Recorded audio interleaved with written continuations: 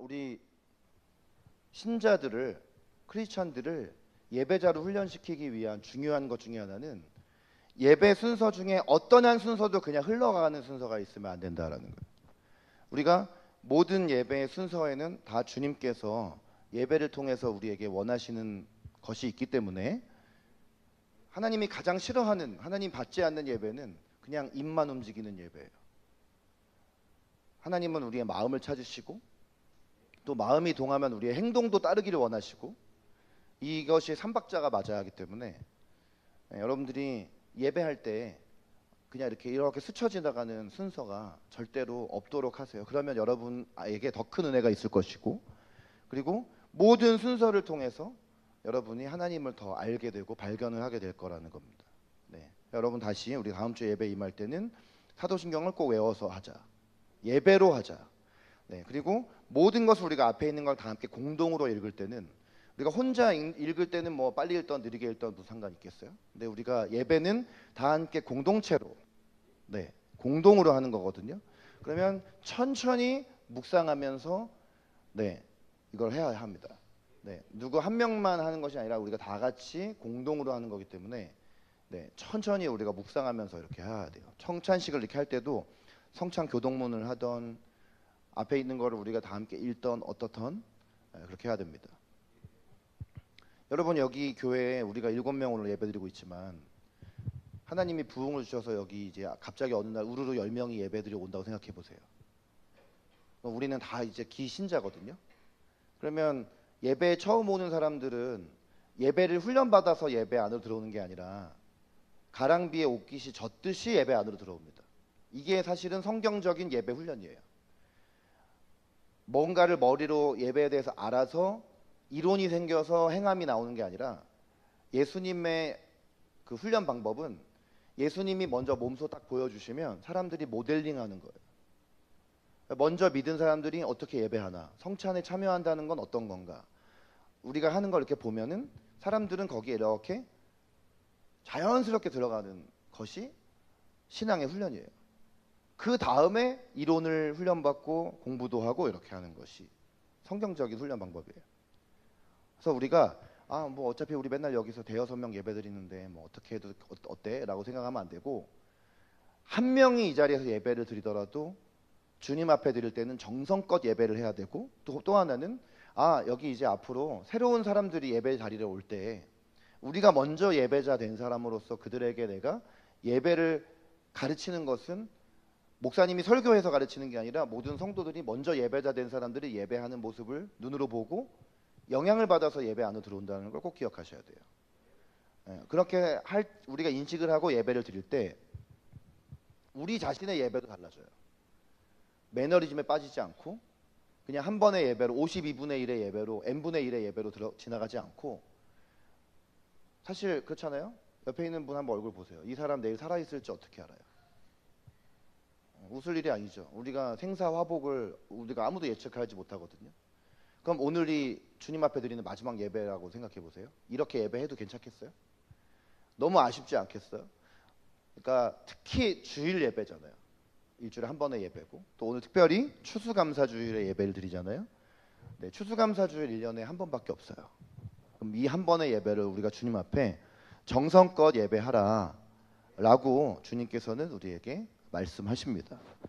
자, 우리 추수감사주일 돌아왔어요. 우리 옆에 있는 분에게 한번 이렇게 인사하면 좋겠어요. 우리가 크리스마스 때는 메리 크리스마스 인사하는 것처럼 추수감사절은 Thanksgiving Day라고 하죠. 네, 영어만 나오면 갑자기 조용해지세요. 옆에 있는 분의 해피 땡스기빙 데이 하고 인사하겠습니다.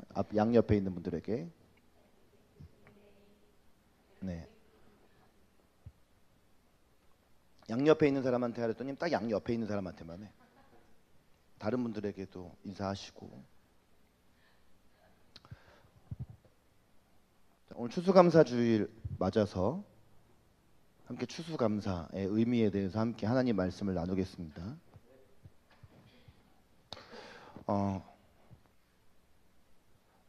우리가 교회는 세상에 달력이 있고 교회에 달력이 있다. 지난 몇 주 전에 종교개혁 주일에도 나눴던 것처럼 우리가 교회 안에서 되게 영적인 의미를 담고 있는 교회의 절기를 표시한 것을 우리가 교회력이라고 합니다. 네, 이 교회력에는 크게 보면은 성탄절, 부활절, 성령 강림절이 있고 또 그 중간중간에 주현절, 사순절, 대림절이 있습니다. 네, 그리고 세부적으로는 고난주간이 있고 삼위일체 주일이 있고 또 맥추감사절이 있고 종교개혁일이 있고 추수감사절이 있어요. 네. 그래서 이것에 따라서 우리가 예배 가운데 나아갈 때 이 교회력을 기억하면서 예배하는 것이 굉장히 우리한테 귀한 의미가 있는데 이것에 형식적으로 우리가 거기에 얽매이기보다는 기독교 신앙의 중요한 한 가지 가치를 우리가 따른다라고 생각을 하면 좋은데 그게 뭐냐면 기독교 신앙의 중요한 가치 중에 하나가 셀러브레이션을 하는 것입니다. 이 셀러브레이트라는 것은 기념하다라는 것이에요. 자, 기념하는 것은 기억하고 성찰하고 감사하는 것입니다. 네. 자, 기념하라, 기억하라, 성찰하라, 감사하라 라고 함께 읽어줄 줄 알았더니 다시 하겠습니다. 기념하라, 기억하라, 성찰하라, 감사하라. 이게 셀러브레이션이에요. 이거는 기독교 신앙에 성경적으로 신앙적으로 굉장히 중요한 가치예요. 셀러브레이션 한다라는 것이. 셀러브레이션 한다라는 것, 우리가 예를 들어서 성탄절을 지키는 것은 예수님께서 이 땅에 오신 것, 그 다음에 예수님이 언젠가 다시 오실 것, 이것을 이제 셀러브레이트 하는 날이에요. 그러면 그날은 예수님이 이 땅에 오신 것을 기념하면서 그것을 또 다시 기억하고 또 예수님이 오신 것이 나에게 어떤 의미가 있는지 성찰해보고 그 다음에 그것이 정말 우리의 삶에 예수님의 탄생을 예로 들자면 예수님이 오셨기 때문에 우리가 예수님을 믿고 구원받아서 하나님의 자녀가 된 거 아니에요? 그러면 우리가 거기에 대해서 뭐가 우리의 한 반응으로 나옵니까? 감사의 반응으로 나오는 거죠. 그래서 기념하고 기억하고 성찰하고 감사하는. 네, 이것이 우리가 교회의 모든 교회력을 지키는 그 의미인데, 자, 추수감사주일은 우리에게 또 한 익숙한 교회 절기 중에 하나예요. 자, 그런데 자, 여러분들에게 한번 물어보고 싶은 것은 추수감사절이라는 것을 우리가 매년마다 이 11월 셋째 주일에 지키지만 이 추수감사절의 성경적인 유래는 어떻게 될까요? 추수감사절의 또 역사적으로 볼 때 이 근대적인 유래는 어떻게 될까요? 자, 여러분 성경적인 유래, 성경에서 추수감사절은 어디로부터 나오는 것입니까?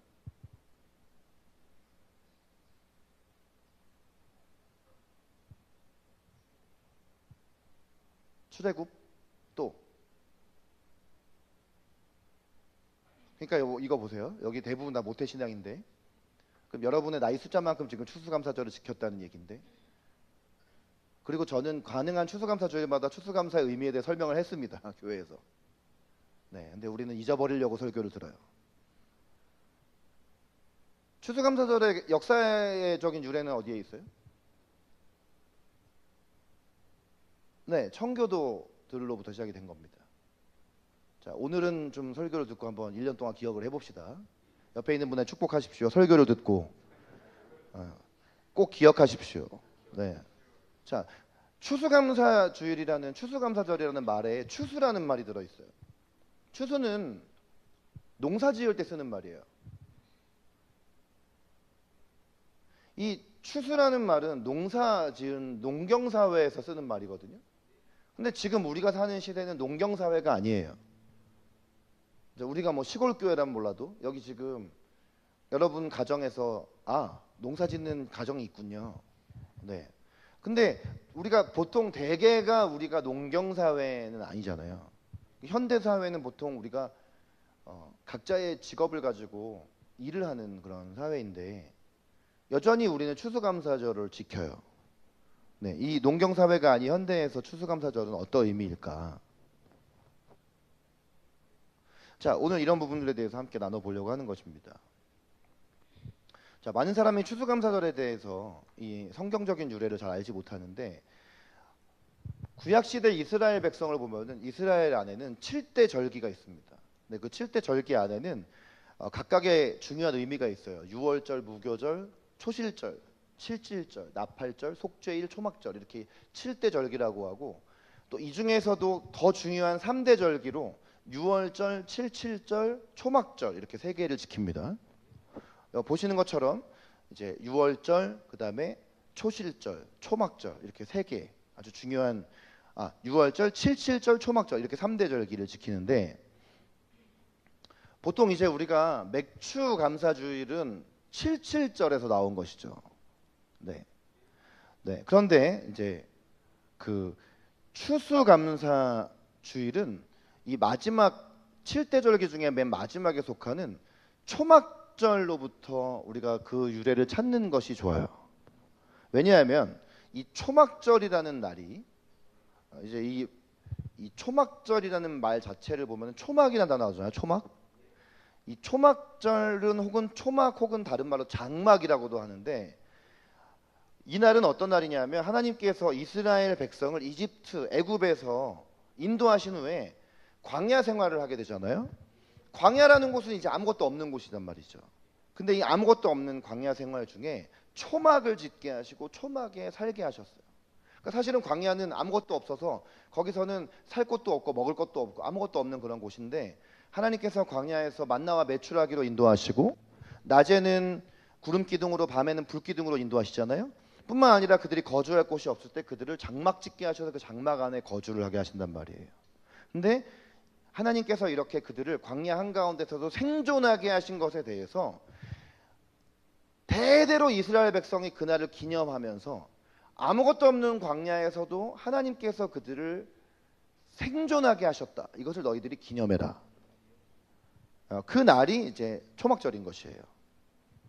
근데 이 초막절은 또 그 장막 짓고 살게 하신 것만을 기념하신 것이 아니라 풍성한 결실을 주신 하나님, 1년 동안 농사를 지으면서 토지가 이제 소산을 낸 것에 대해서 이제 완전히 다 추수하고 거둔 것을 이제 마무리를 하고 이제 추수한 것을 저장을 하는, 그리고 그 추수한 것을 저장하면서 하나님께 그 추수한 것을 저장함으로 말미암아 그 모든 소산을 내게 하신 것이 사실은 우리 인간이 열심히 노력해서가 아니라 하나님께서 적당하게 햇볕도 비춰주시고 비도 내려주시고 환경을 갖춰주셔야지 이 농사라는 게 제대로 되잖아요. 농사를 지어보신 분은 아시죠? 여러분 중에 농사를 지어보면 열심히 우리가 농부가 수고를 한다고 해서 결실을 하는 게 아니라 환경이 맞춰져야 되는 거거든요. 네. 그 모든 환경을 조성하시는 분은 사실은 인간이 아니거든요. 인간이 우리 날씨를 통제할 수가 없거든요. 그 모든 것을 허락하신 하나님, 그 하나님께 이제 감사를 하는 절기가 초막절, 장막절, 수장절 이 날이라는 것이죠. 신명기 16장 15절 말씀해 보면은요, 내 하나님 여호와께서 택하신 곳에 너는 이레 동안 내 하나님 여호와 앞에 절기를 지키고 내 하나님 여호와께서 내 모든 소출과 내 손으로 행한 모든 일에 복 주실 것이니 너는 온전히 즐거워할지니라. 이게 초막절의 정신이에요. 하나님께서 우리가 손으로 행한 모든 일에 복 주심에 대해서 즐거워하라. 하나님께서 우리가 열심히 수고하고 노력한 것에 대해서 결실하게 하신 것에 대해서 기쁨과 즐거움으로 감사드리는 날이 바로 이 날이었다라는 것이죠. 근데 이제 이 초막절의 정신을 이어받은 현대판 초막절이 추수감사주일이다. 그 요한복음 7장에 가면은 예수님께서 누구든지 목마르거든 내게로 와서 마시라. 나를 믿는 자는 성경의 이름과 같이 그 배에서 생수의 강이 흘러나오리라 하셨어요. 근데 이 말씀을 하신 때가 언제냐면은 명절 끝날이라고 나와 있거든요. 근데 그때 그 명절이 어느 명절이냐면은 초막절이에요. 왜 예수님께서 그 초막절의 마지막에 누구든지 목마르거든 내게로 와서 마시라 하셨냐는 뭐죠? 초막절을 지키면서 생명수의 복을 예수님께서 말씀을 하시는데 여기 이제 이 생수의 강을 말씀하시면서 요한복음 7장 39절에 가면은 그 생수의 강은 뭘 뜻한다고 얘기하고 있냐면 성령님을 뜻하는 거라고 얘기하고 있어요. 결과적으로 예수님께서도 이 초막절이라는 명절을 지키시면서 우리의 모든 목마름을 채워주시는 성령님을 말씀하셨다는 것은 여전히 우리가 이 초막절을 허락하신 주님의 이 절기를 주신 정신을 우리가 계속해서 계승을 해야 되고 우리의 모든 영적인, 육적인 필요를 채워주시는 하나님에 대해서 감사하라. 이것을 우리가 지금까지도 계속해서 계승해 나가야 할 것에 대해서 주님은, 예수님께서는 구약에서도 신약에서도 말씀하셨다라는 걸 우리가 알 수가 있는 것이죠. 자, 근데 이것에 대해서 성경적인 유래를 여기서 찾아본다면 또 역사의 유래가 있어요. 근대적인 유래가 있어요. 자, 청교도라는 사람들로부터 이 추수감사절이 시작이 되었어요. 자, 청교도는 영어로 퓨리탄이라는 단어를 쓰는데, 이 퓨리턴이라는 단어가 영어 단어 중에 purify라는 단어에서 나왔어요. 이 purify라는 단어는 깨끗하게 하다라는 뜻이에요. pure라는 단어가 깨끗한, 순결한이라는 뜻인데, purify 하면은 누군가를 거룩하게 하다, 정결하게 하다, 깨끗하게 하다, 이런 단어인데, 퓨리턴이라고 하면은 뭐냐면, 이 말 자체로 고유 명사로 보면 청교도지만 그냥 직역하면 깨끗한 사람들, 순결한 사람들, 이런 뜻을 가지고 있는 것이죠. 근데 이 청교도들이라는 사람들은 어떤 사람들이냐면 영국 사람들인데, 이 영국 안에 일어나는 잘못된 어떤 그 신앙적인 모습들에 대해서 자신을 지키기 위해서 대항을 하다가 근데 많은 사람들이 죽었어요. 사실 죽임을 당했어요.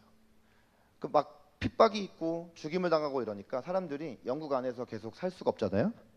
그래서 정말 신앙의 좀 자유를 위해서 이들이 이제 배를 타고, 이제 오늘날로 보면 이제 미국이죠. 미국으로 이제 건너오게 된 거예요. 그 사람들을 일컫는 말이 청교도입니다. 네, 좀 더 직접적으로 들어가 보면은 영국은 이제 왕실 국가잖아요. 네, 이제 영국의 튜더 왕조 시대에 저 노란색 보이세요? 네, 헨리 8세라는 왕이에요. 이 사람이 1491년부터 1547년까지 재위를 했던 사람인데, 이 사람이 이제 첫 결혼했던 여자가 이제 캐서린 아라곤이라는 부인이에요. 네, 여기 보이세요? 왕비가 나중에 6명이나 돼요. 근데 영국도 원래는 계속 이제 로마 카톨릭 국가였거든요. 뭐 로마 카톨릭이라고 하지만 지금은 우리가 그 로마 카톨릭을 천주교라고 부르지만, 뭐 종교 개혁이 일어나기 전에는 다 이제 기독교라는 한 줄기에서 나온 것이죠. 그러니까 우리 기독교 신앙에서는 한 명의 배우자를 만나서 한 명과 결혼을 해서 평생을 살아야 되는 것이 하나님 말씀의 원리잖아요. 근데 이 헨리 8세가 이 헨리 8세도 카톨릭이었을 거 아니에요. 근데 캐서린과 살다가 이혼을 한 거예요. 근데 한 나라의 왕이라는 사람이 이제 이혼을 해버리니까, 이 사람이 이제 기독교인이니까 그 당시에 교황이나 교회하고 충돌이 일어났을 거 아니에요. 그래서 이 헨리 8세 왕이 이혼을 하고 저 두 번째 왕비였던 이제 앤 불린이라는 사람과 이제 재혼을 하면서 이게 굉장히 이제 문제를 일으킨 거죠. 그리스도인들이 이제 헨리 8세를 봤을 때 사실 왕이라는 사람도 하나님께서 세우신 직분자와 같은 것인데, 이 왕이 이혼을 하고 자기의 어떤 개인적인 이유로 이제 재혼을 해버리니까 청교도들이 여기에 대해서 이제 나중에는 청교도라고 불렸던 사람들, 그러나 이제 그 당시에는 영국 안에서 신앙의 순수성을 지키려고 했던 그런 무리들이 여기에 대해서 막 이제 반대를 한 겁니다. 그 왕이 이제 재혼을 해서 이제 로마 카톨릭으로부터는 이 사람이 완전히 관계가 끊겨버려, 파문을 당해버려요. 근데 이 왕이 자기를 영국 교회의 머리라고 부르면서, 영국은 교회의 머리도 왕이고 나라의 머리도 왕이고 되어버린 거예요. 그러면서 만들어진 게 성공회라는 거예요. 물론 이제 이렇게 성공회가 시작이 되었지만 성공회 안에서도 나름대로 개혁이 일어나고, 오늘날의 성공회는 단지 그냥 헨리 8세 이혼을 통해서 생겨진 그런 생각이 없는 집단이 아니라 처음 시작은 이렇게 시작이 되었지만 성공회 안에서도 개혁이 일어나서 나름대로의 어떤 지금의 성공회는 그때의 모습은 아니지만, 근데 중요한 건 뭐냐면 이러한 배경 하에서 이제 이 어떤 그 당시에 신앙의 순수성을 지키려고 했던 이 퓨리턴 멤버들은 계속 이 나라의 왕에 대해서나 또 기존 종교였던 또 로마 카톨릭에 대해서나 계속해서 대항을 했단 말이에요. 그러니까 영국 안에 있는 왕조하고도 이 사람들은 계속해서 충돌이 일어나고, 기존 종교였던 로마 카톨릭하고도 계속 충돌이 일어나고, 그러면서 많은 그 신앙의 순수성을 지키려고 했던 사람들이 영국 안에 있으면 자꾸만 감옥에 갇히고 죽임을 당하고 막 이러니까 이 사람들이 이제 이 나라를 떠날 수밖에 없었습니다. 그래서 이 사람들 중에 일부분은 스위스로 가기도 하고 독일로 가기도 했는데, 이 중에서 한 102명의 사람들은 이제 배를 타고 북아메리카로 이제 건너가기 시작한 것이에요. 이들이 탔던 이 배, 여러분들이 많이 들어봤을 수 있는데 이게 메이플라워라는 배예요. 이제 이 메이플라워라는 이제 배를 타고 1600년대 초기부터 사람들이 계속 영국에서 이렇게 이주가 일어났지만, 보통 이제 북아메리카에 처음으로 도착했던 청교도라고 생각되어지는 사람들이 바로 이 메이플라워에 타고 있던 102명의 사람들입니다. 이 사람들이 이제 신앙의 자유를 찾아서 이제 메이플라워호를 타고 25명의 선원과 102명의 청교도가 1620년 9월 6일에 이제 영국 항구에서, 플리머스 항구에서 이제 배를 타고 항해를 시작을 했는데, 초반에 배가 고장이 나서 다시 돌아가요.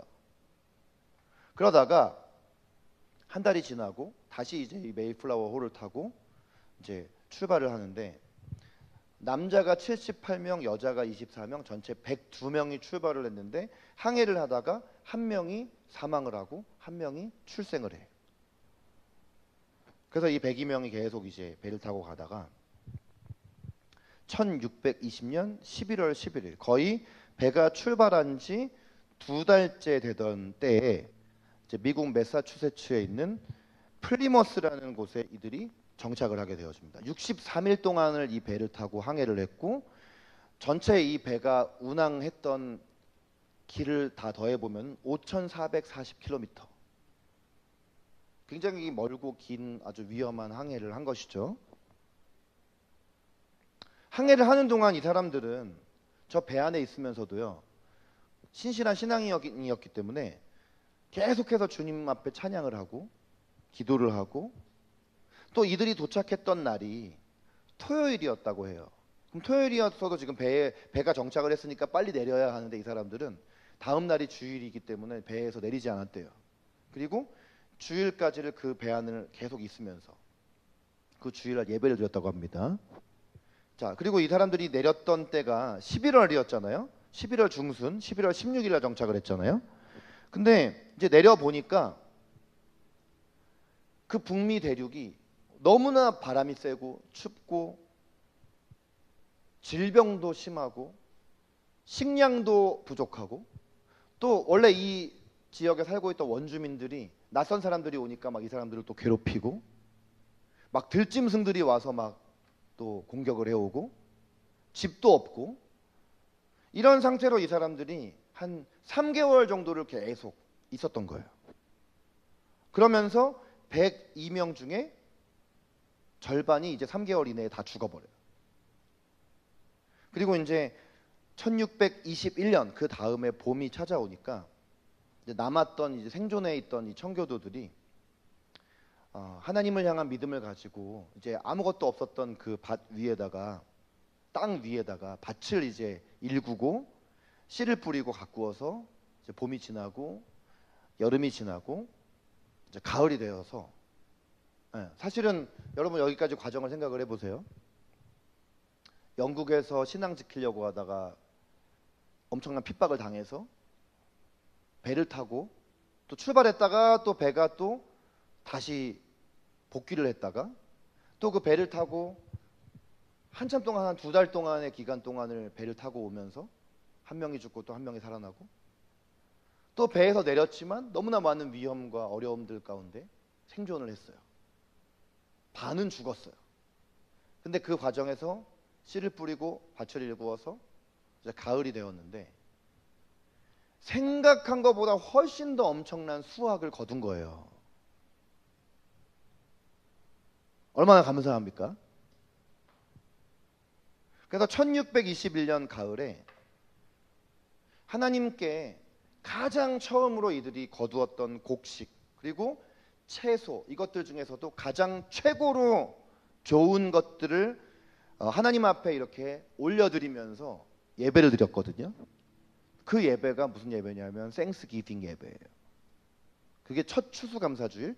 그러니까 성경에서 근거를 찾는 것이 아니라 만약에 역사에서 이 추수감사절을 찾았을 때 그 기원이 되는 것이 바로 이 청교도들이 여기 이 플리머스에서 첫 수확물을 주님께 올려드리면서 감사 예배를 드렸던 것이 추수감사절이다.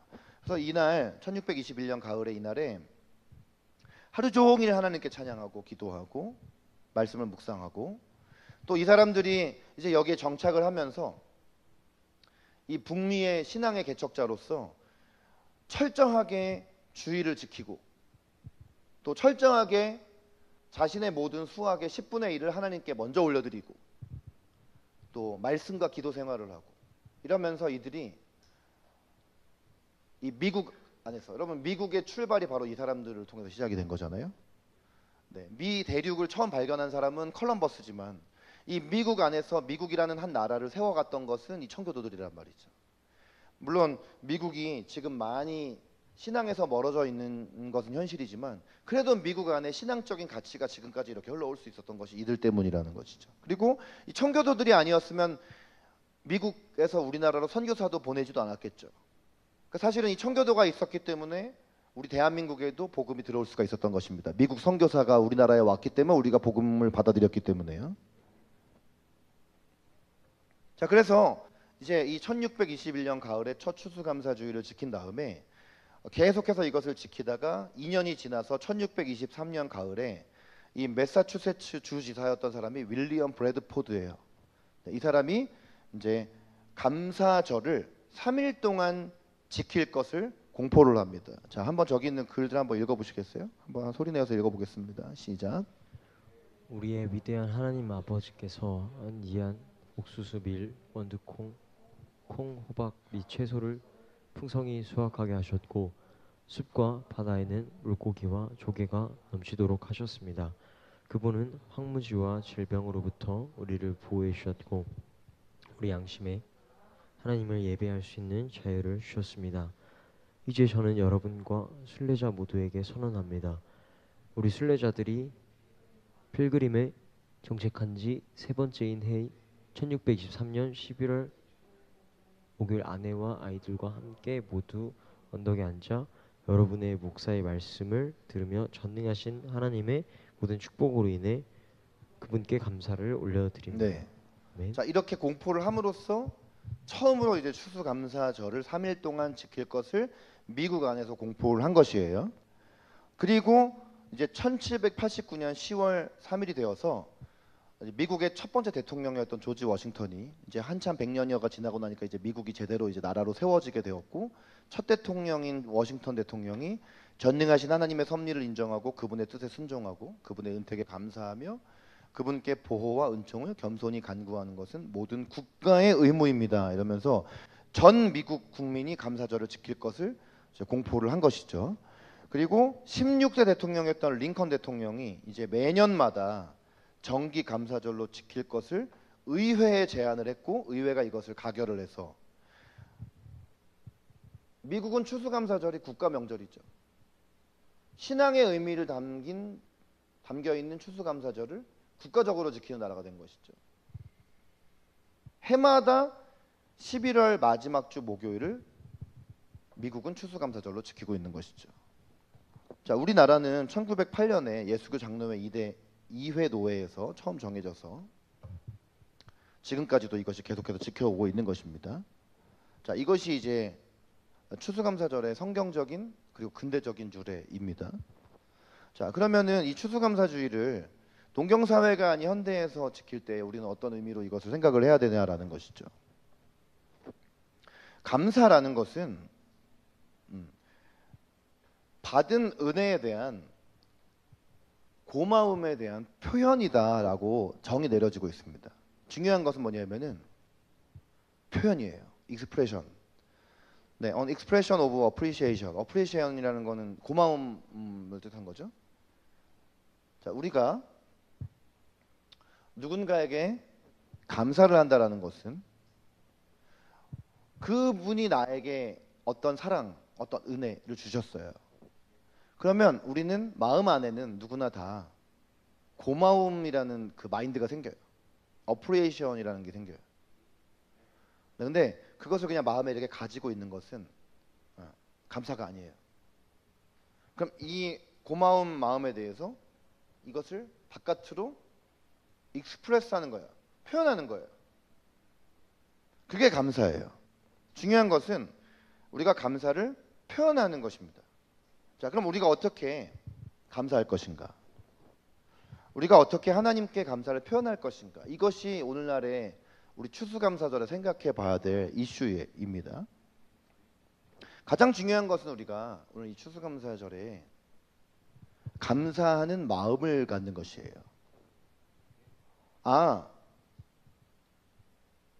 오늘 이제 지난 1년 동안의 삶을 이렇게 쭉 다 보니까 하나님께서 오늘까지 생명을 주시고 호흡을 주시고 우리가 사지가 움직이게 하시고 우리 오감이 작동을 하게 하시고 이거는 전적으로 하나님의 은혜구나. 그리고 우리가 하나님 앞에 나아갈 수 없는 그 죄인이었는데 예수 그리스도의 십자가로 말미암아 우리가 하나님께 나아갈 수 있는 하나님의 자녀가 되었구나. 근데 이 진리가 어떤 계절이 바뀐다고 해서 변하지 않고 여전히 그 구원의 진리 위에 우리가 서 있다는 것이죠. 이것에 대해서 당연하게 여겨지 않아야 된다는 거죠. 이게 감사의 마음입니다. 저 청교도들이 저 엄청난 고난을 다 통과해서도 생존하고 첫 소산을 주님께 드렸던 것처럼 우리도 지금까지 정말 삶에 여러 가지 굴곡들이 있었고 고난들이 있었는데 여기까지 하나님께서 나를 킵해 주신 것이 정말 하나님의 은혜이구나. 자, 그런데 이건 마음이잖아요. 근데 진정한 감사는 익스프레스를 하는 거예요. 그러니까 여러분이 추수감사절을 정말 진정으로 영적으로 지킨다는 건 이것을 어떤 형태로든 주님 앞에 표현하는 것이에요. 자, 먼저는 그 주님께 찬양의 노래를 부르는 거예요. 주님을 찬양하는 것이에요. 네, 저는 이런 절기일수록 더 우리의 찬양과 예배가 더 뜨겁고 더 주님 앞에 더 강력하게 표출되어야 된다고 생각해요. 오늘 그런 예배를 드리셨어요? 네, 그렇지 않아도 회개하십시오. 이따가 다시 그렇게 하시기 바라요. 그리고 이번 한 주 동안 여러분이 그런 시간들을 보내시기를 바랍니다. 찬양을 통해서 하나님 앞에 감사를 표현하는 것이에요. 저는 여러분의 예배와 찬양이 더 회복되고 더 한 걸음 더 발전된 찬양과 예배로 나아가시기를 바라요. 그건 뭐냐면 노래로만 주님을 찬양하지 말라는 거예요. 이 예배 시간에 와서 앞에서 인도자가 이렇게 화면에 나오는 가사를 쫓아서 그냥 쭉 따라서 노래 부르는 것이 찬양이라고 생각하지 마시라는 거예요. 찬양은 노래를 부르는 것이 아니에요. 노래는 그냥 하나의 도구일 뿐, 여러분들이 노래하지 않아도 하나님 할렐루야 감사합니다, 하나님 하나님의 은혜를 찬양합니다 라고 선포하는 것이에요. 그래서 때로는 그것에 대한 어떤 반응으로 주님께 손을 들고 주님께 박수를 치고 주님께 환호를 하고 하는 것입니다. 저는 크리스천이라면 살아있는 예배 드려야 된다고 믿어요. 살아있는 예배는 노래만 뻥긋뻥긋하지 않는 거예요. 초대교회 공동체 예배는 우리처럼 이렇게 쭉 정해진 주보가 있어서 주보 순서대로 예배하지 않았어요. 그들은 인도자의 인도에 따라서 성령의 인도를 따라 자유함으로 예배했어요. 그 예배 안에는 노래만 있는 것이 아니라 박수와 환호와 눈물과 그리고 거기에 있는 회중들이 돌아가면서 선포하는 것이 있었어요. 여러분 그 신약 성경 말씀에 보면은 시와 찬미와 신령한 노래로 너희 안에 서로 화답하며 찬양하라 나오잖아요. 그 화답이 뭔지 아세요? 앞에서 인도자가 손 들고 찬양하라 그러면 손 들고 찬양하고 이게 아니라 손을 들고 박수를 치고 이런 것들이 인도자가 인도하지 않아도 서로가 그렇게 얘기를 했고, 그리고 누군가가 하나님 앞에 어떤 하나님의 성품을 가지고 찬양하기 시작하면 한 사람이 찬양하면 뒤따라서 많은 사람들이 거기에 대해서 동참하며 찬양했다라는 것이, 그것이 원래 초대교회 공동체 예배의 원형이에요. 근데 오늘날의 예배는 앞에서 인도자가 손 들라면 손 들고 손 내리라면 손 내리고 박수 치면 박수 치고 박수 안 치면 안 치고 이렇게 하는 예배. 여러분 살아있는 예배는 형식적이 되면 될수록 더 죽은 예배가 됩니다. 오히려 형식을 벗어나서 각자가 주님 앞에 1대1로 예배자가 돼서 적극적으로 자유함으로 예배할수록 더 살아있는 예배가 되어져요.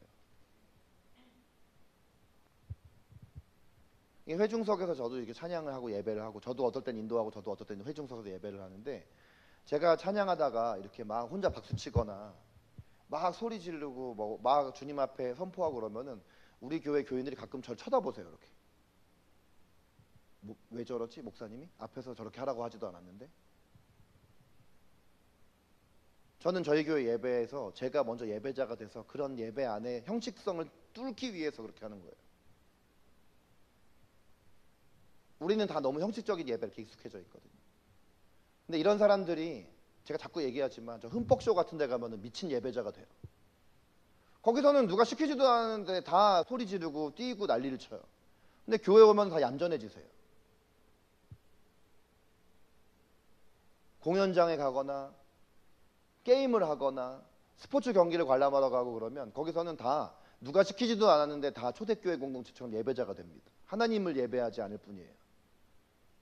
교회를 오면은 다 경건의 모양만 있고 경건의 능력이 없는 자들이 다 돼버려요. 우리가 주님 앞에 정말 감사를 익스프레스한다라는 것 중에 가장 중요한 것이 우리가 주님 앞에 생동감 있게 주님 앞에 살아있는 찬양을 올려드리는 것이에요. 노래로만 찬양하는 것이 아니라 우리의 모든 것을 다해서 전심과 전신으로 주님을 예배하는 것이에요. 자, 어떻게 또 감사를 표현해야 되느냐? 우리의 물질로도 주님 앞에 감사를 드려야 됩니다. 여러분 이 장막절이라든지 맥추절에 구약의 이스라엘 백성들, 또 이 청교도들이 그 메이플라워에서 내렸던 플리머스의 청교도들이 어떻게 추수감사절 예배 드렸나 보세요. 네. 매년 이렇게 어떤 교회나 뭐 부모님들이 여기 이렇게 추수감사절 이렇게 강단에 이렇게 과일도 주시고 그랬는데 올해는 없네요. 근데 더 잘 됐습니다. 더 중요한 건 뭐냐면요, 우리가 이 추수감사절의 정신을 계승하려면요, 여러분 추수감사 헌금을 특별히 구별해서 드리셔야 돼요. 그거는 추수감사 헌금이라는 것은 그냥 단지 다른 주간에 드리는 주일헌금이나 11조 헌금과 또 다른 의미가 있어요. 그건 뭐냐면 특별히 하나님 이 추수감사절의 마음을 품고, 여태까지 여러분이 쭉 유래를 다 들으셨잖아요. 그 마음에 대한 반응으로서 주님 앞에 물질을 올려드리는 것이 추수감사 헌금이에요. 오늘날에는 우리가 농경사회 아니기 때문에 우리가 농사 지은 것 중에 일부를 가져와서 여기 이렇게 올려놓고 주님 앞에 봉헌하는 것은 큰 의미는 없어요. 그건 하나의 데코레이션일 뿐이죠. 그러나 더 중요한 것이 있는데 뭐냐면, 이날은 우리가, 여러분 한 해 동안 정말 주님 앞에 감사한 마음이 있으면 이날에 우리의 분에 넘치도록 주님 앞에 감사를 드리면서 이것을 물질로 표현해야 돼요. 오늘날의 우리의 진정한 추수감사절은 물질적 표현이에요. 여러분 이것도 꼭 기억을 하시기 바랍니다. 자, 또 하나 기억해야 되는 것, 우리의 삶으로 주님께 감사해야 돼요. 우리의 몸과 우리의 시간과 우리의 재능을 통해서 우리가 주님 앞에 감사를 나타내야 한다라는 것입니다. 데살로니가전서 5장 17절 말씀에 보면은 범사에 감사하라고 하죠. 네. 어떠한 환경에서도, 네, 어떠한 상황과 어떠한 환경에서도, 네, 영어의 성경에 보면 give thanks in all circumstances, 뭐 어떠한 환경에 처해 있던지 그 순간에 내가 없는 것보다 내가 가진 것에 더 집중하면서 이것조차도 내 힘으로 내 능력으로 내가 노력으로 받은 것이 아니니 하나님의 은혜를 기억하며 감사를 표현해라라는 것이죠. 이것이 오늘날의 추수감사입니다. 우리의 마음으로, 우리의 찬양의 고백으로, 우리의 물질로 끄덕끄덕 끄덕끄덕. 하나님 얼마나 슬퍼하시겠어요. 야, 이렇게 다 생명을 줬는데 몸 하나 까딱하지 않고 아멘도 없고 뭐 고개만 끄덕끄덕 하고 있구나. 저 메이플라워 얘기를 들으면서도 아무런 감흥이 없는 정말 회칠한 무덤과 같은 우리의 마음들을 보면서 찬양으로, 물질로, 몸으로, 시간으로, 재능으로 또 모든 상황 가운데 범사에 하나님께 우리의 고마운 마음을 어떻게 하라고요? 네, 익스프레스 표현하라는 것이죠. 그것이 추수감사의 정신이다라는 겁니다. 자, 이 정도 해서 우리가 추수감사의 의미를 정리하고 싶은데 성경은 또 하나 얘기하고 있어요. 자, 여러분 지금 이거 소리 나오나요? 자, 이거 무슨 노래인지 한번 아시는 분은 대답해 주세요.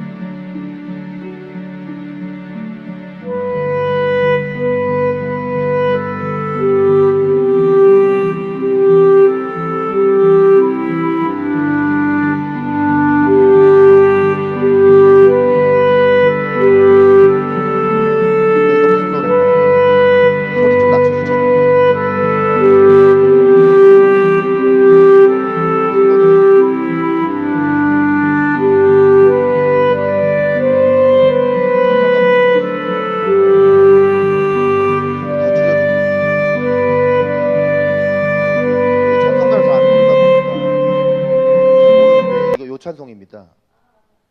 네, 이거 추수감사주일날 모든 교회에서 부르는 찬송가예요. 넓은 들에 익은 곡식이에요. 자, 제가 이거 왜 띄웠냐면요. 자, 이거 가사를 얼핏 들으면 곡식 추수에 감사하는 노래인 것 같아요. 자, 근데 잘 보세요. 2절 가사에 보면은 추수할 건 많은 때 일꾼 매우 적으니 열심히 있는 일꾼들을 주여 보내주소서. 무르익은 저 곡식은 낫을 기다리는데 때가 지나가기 전에 어서 추수합시다 이랬잖아요. 그럼 이제 이 찬양을 추수감사주일날 교회에서 다 이 찬송가를 불러요. 그러면서 곡식 추수해야 되겠네. 뭐 열심히 이제 추수하고 주님께 감사해야지라고 하겠는데 이 찬송가를 자세히 가사를 보면 이 가사는 그런 가사가 아니에요. 이 가사는 오늘 우리가 읽은 본문의 가사입니다. 오늘 우리가 읽은 본문은 뭐냐면 이거거든요. 자, 한번 다시 읽어보겠습니다. 시작. 이르시되 추수할 것은 많되 일꾼이 적으니 그러므로 추수하는 주인에게 청하여 추수할 일꾼들을 보내주소서 하라 하시니라. 네. 자, 예수님께서 말씀하신 거예요. 그렇죠? 예수님께서 제자들에게 말씀하신 거예요. 자, 추수할 것은 많은데 일꾼이 적다. 자, 그 다음 그러므로 추수하는 주인에게 청하여 추수할 일꾼들을 보내주소서라고 해라 그랬어요. 자, 여기서 질문이 있어요. 자, 추수하는 주인이 누굽니까? 여기서 하나님이죠. 추수할 것은 뭡니까?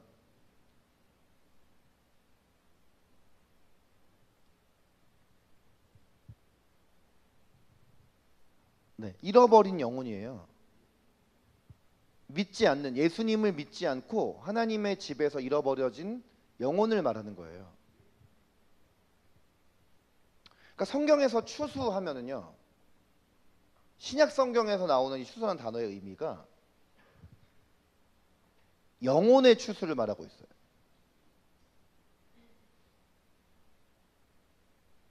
그리스도인이 정말 추수감사절에 추수감사해야 하는 제목이 뭐냐면요, 하나님 우리에게 영혼 추수를 감당하게 하셔서 이렇게 많은 영혼들이 함께 교회에 나와서 예배하게 하셔서 감사합니다입니다.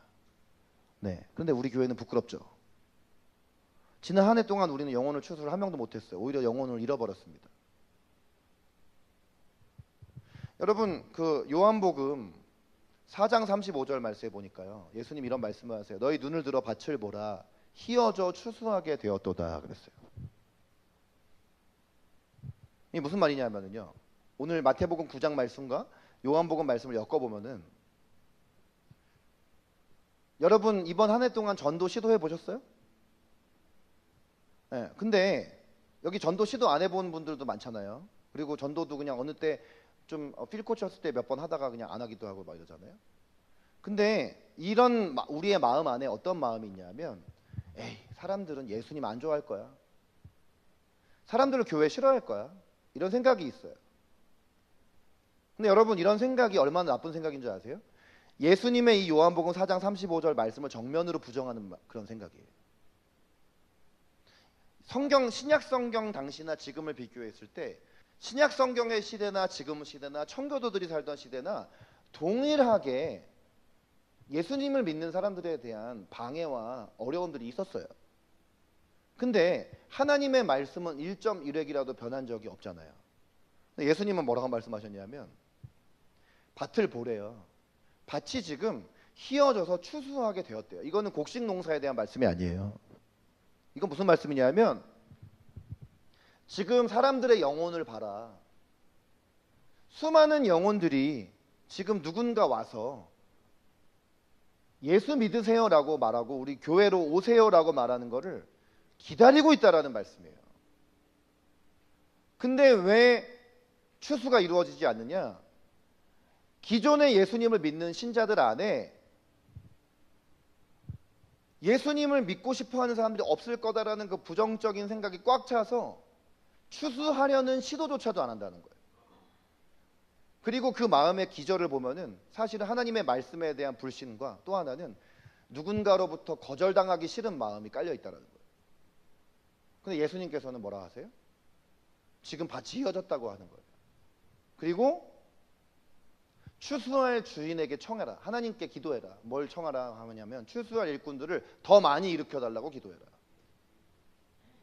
그러니까 여러분 사실 여러분 내년 이맘때 다시 추수감사주일이 돌아올 때는 우리 정말 이대로 예배드리면 안 됩니다.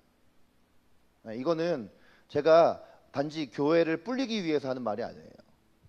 제가 이번 추수감사주일을 준비하면서 이 말씀을 하나님이 주시면서 제 자신과 우리 교회 차원에서 엄청나게 회개하게 하셨어요. 교회가 사람이 많고 적은 게 중요하다는 게 아니고요. 우리가 얼마나 추수 시도를 하느냐 안 하느냐 이게 중요한 것이에요. 우리가 열심히 추수를 시도하는데 열매가 없어서 적다라는 것은 주님 앞에서 회개할 제목이 아닙니다.